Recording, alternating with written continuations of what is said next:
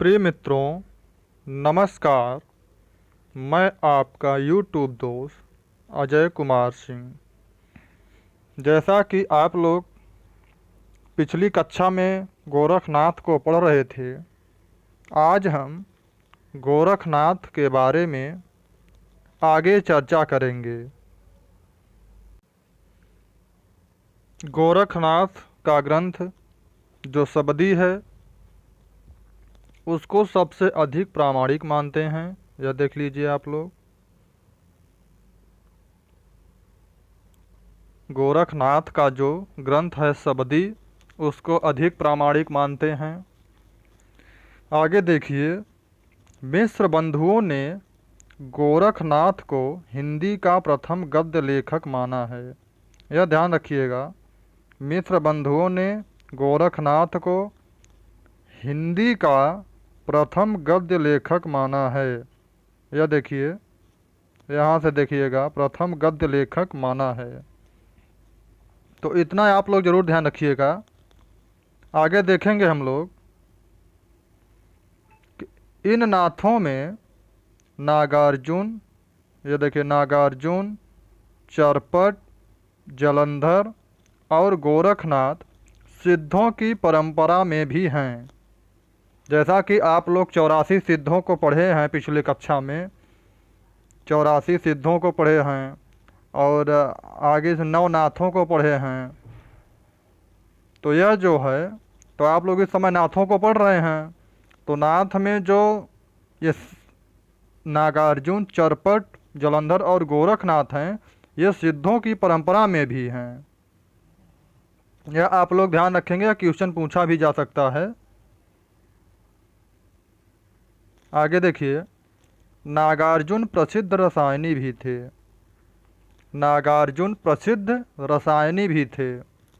आगे देखिए, कनफटे योगी नाथ पंथ के लोगों को कहा गया है। कनफटे योगी नाथ पंथ के लोगों को कहा गया है। अगर मान लीजिए सीधा सीधा क्वेश्चन आया कि नाथ पंथ के लोगों को क्या कहा गया है, तो अगर विकल्प में कनफटे योगी है तो आपका यही आंसर हो जाएगा। आगे देखिए, आचार्य रामचंद्र शुक्ल ने नाथ पंथी की भाषा को सधुक्कड़ी कहा, जिसका ढांचा कुछ खड़ी बोली के लिए राजस्थानी था। यह देख लीजिए, अगर दिक्कत है, ये देखिए, आचार्य रामचंद्र शुक्ल ने नाथ पंथी की भाषा को सधुक्कड़ी कहा, जिसका ढांचा कुछ खड़ी बोली के लिए राजस्थानी था। यह आप लोग ध्यान रखेंगे। आगे देखिए, आचार्य हजारी प्रसाद द्विवेदी के अनुसार, यह आपके टीजीटी पीजीटी में क्वेश्चन आया हुआ है। टीजीटी और पीजीटी में आया हुआ है। आचार्य हजारी प्रसाद द्विवेदी के अनुसार देखिए, शंकराचार्य के बाद इतना प्रभावशाली और इतना महिमान्वित भारतवर्ष में दूसरा नहीं हुआ। भारतवर्ष के कोने कोने में उनके अनुयायी आज भी पाए जाते हैं। तो यह किसकी बात कर रहे हैं? गोरखनाथ की, कि शंकराचार्य के बाद इतना प्रभावशाली और इतना महिमान्वित भारतवर्ष में दूसरा नहीं हुआ। भारतवर्ष के कोने कोने में उनके अनुयायी आज भी पाए जाते हैं। यह देखिए, एक बार आगे देखेंगे हम लोग, भक्ति आंदोलन के पूर्व सबसे शक्तिशाली धार्मिक आंदोलन गोरखनाथ का भक्ति मार्ग ही था। फिर से देखेंगे, भक्ति आंदोलन के पूर्व सबसे शक्तिशाली धार्मिक आंदोलन गोरखनाथ का भक्ति मार्ग ही था। नीचे देखिए, गोरखनाथ अपने युग के सबसे बड़े नेता थे। यह अगर क्वेश्चन आया कि अपने युग के सबसे बड़े नेता कौन थे, तो गोरखनाथ। आगे देखेंगे हम लोग लौकिक साहित्य। लौकिक साहित्य को पढ़ेंगे अब। यह देखिए, यहाँ थोड़ा सा कम मिस्टेक हो गया है, छोटी की रहेगी लौकिक यहाँ पर। लौकिक साहित्य के अंतर्गत ढोला मारू रादूहा, जयचंद प्रकाश, जय मयंक जस चंद्रिका, बसंत विलास आदि नाम उल्लेख हैं। इन नामों को हम लौकिक साहित्य के अंतर्गत पढ़ेंगे। तो आइए अब हम लोग ढोला मारू रादूहा जो लौकिक साहित्य के अंतर्गत आता है उसका हम लोग अध्ययन करेंगे। देखिए, ढोला मारू रादूहा, ढोला मारू रादूहा के रचनाकार हैं कुशल लाभ। यह आपके टीजीटी में पूछा हुआ सवाल है कि ढोला मारू रादूहा के रचनाकार कौन हैं, तो कुशल लाभ।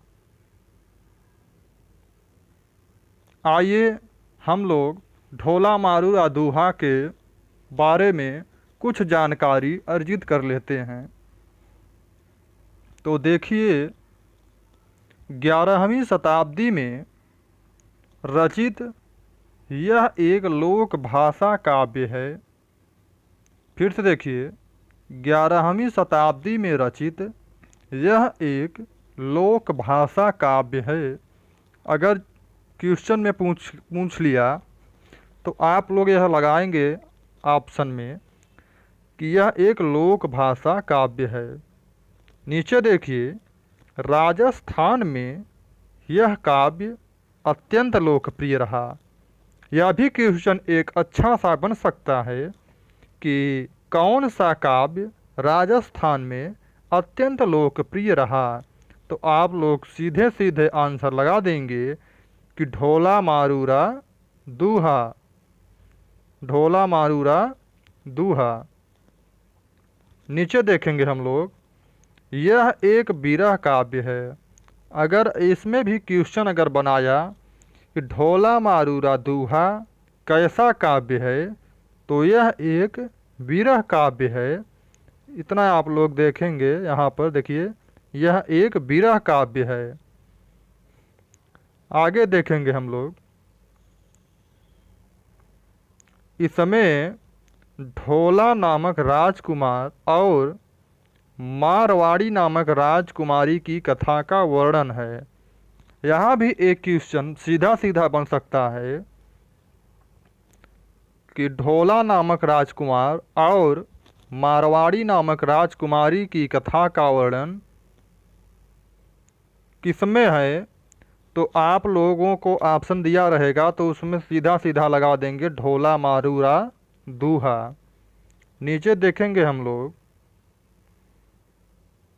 यह देखिए, कछवाहा वंश के राजा नल का पुत्र ढोला। यह आपके असिस्टेंट प्रोफेसर जो 2021 में एग्ज़ाम हुआ है, इसमें पूछा गया सवाल है कि ढोला किसका पुत्र था। यह ढोला किसका पुत्र था। तो आप लोग देख ही रहे हैं कि राजा नल का पुत्र, तो उसमें ऑप्शन में था राजा नल। तो देख रहे हैं कि कछवाहा वंश के राजा नल का पुत्र ढोला। यह असिस्टेंट प्रोफेसर 2021 का क्वेश्चन है। देखिए, नल का पुत्र ढोला जिस समय 3 वर्ष का था तथा पूगल के राजा पिंगल, पूगल उनके देश का नाम है यह, और राजा का नाम पिंगल है। तो जिस समय 3 वर्ष का था, तो 3 वर्ष का कौन था, तो ये था ढोला। यह ढोला जिस समय 3 वर्ष का था तथा पूगल के राजा पिंगल की कन्या, पिंगल की कन्या मारवाड़ी केवल 1.5 वर्ष की थी। यह देखिए, थोड़ा सा साफ कर देते हैं। अब देखिए फिर से, तो पिंगल की कन्या मारवाड़ी केवल 1.5 वर्ष की थी तभी दोनों का विवाह कर दिया गया था। आगे देखेंगे, कहानी के अंदर की कहानी अभी बाकी है। नीचे देखिए, कहा जाता है कि पूगल में, यह देखिए, कहा जाता है कि पूगल में अकाल पड़ने पर राजा पिंगल विवश होकर नल के राज्य में चले गए थे। तभी पिंगल की रानी ढोला पर रिझ गई थी।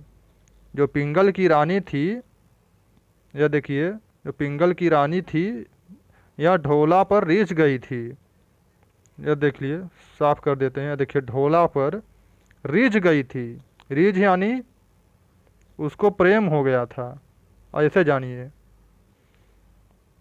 पिंगल की रानी को ढोला पर देखकर आसक्त हो गई थी, या ऐसे भी कह सकते हैं मुग्ध हो गई थी, कुछ भी कह सकते हैं कि प्रेम कर बैठी थी। आगे देखिए, तो और उसने मारवाड़ी से उसका विवाह कर दिया था। जब ढोला बड़ा हुआ तब उसका दूसरा विवाह मालवा की राजकुमारी मालवड़ी से हो गया। इस पर मारवाड़ी दुखी रहने लगी। अब पहली पत्नी के रहते हुए दूसरी शादी कर लिया, तो भाई अब सौत आ गई, तो मारवाड़ी दुखी रहने लगी। आगे देखेंगे हम लोग।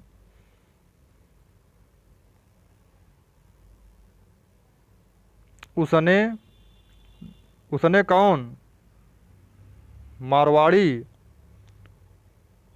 उसने ढोला के पास अपना विरह संदेश भेजा। यह विरह हो गया है, यह हो गया आपका विरह है। विरह आप लोग समझ रहे हैं, विरह संदेश। तो विरह संदेश भेजा। मालवड़ी के प्रयत्न से बहुत समय तक ढोला को वह संदेश न मिल सका। तो जो दूसरी वाली पत्नी आ गई थी मालवड़ी, तो जब मारवाड़ी अपना कोई भी संदेश भेजती तो यह जो मालवड़ी थी उसकी दूसरी पत्नी, इसके प्रयत्न से वह ढोला तक संदेश नहीं मिल पाता था। यह देखिए कि बहुत प्रयत्न से बहुत समय तक ढोला को वह संदेश न मिल सका, किंतु अंत में मारवाड़ी अपने उद्देश्य में सफल हुई। वह ढोला के पास बार बार अपना विरह संदेश भेजती रही कि किसी न किसी दिन तो पहुंच ही जाएगा। तो अंततः मारवाड़ी अपने उद्देश्य में सफल हुई और दोनों के पुनर्मिलन का समय हुआ।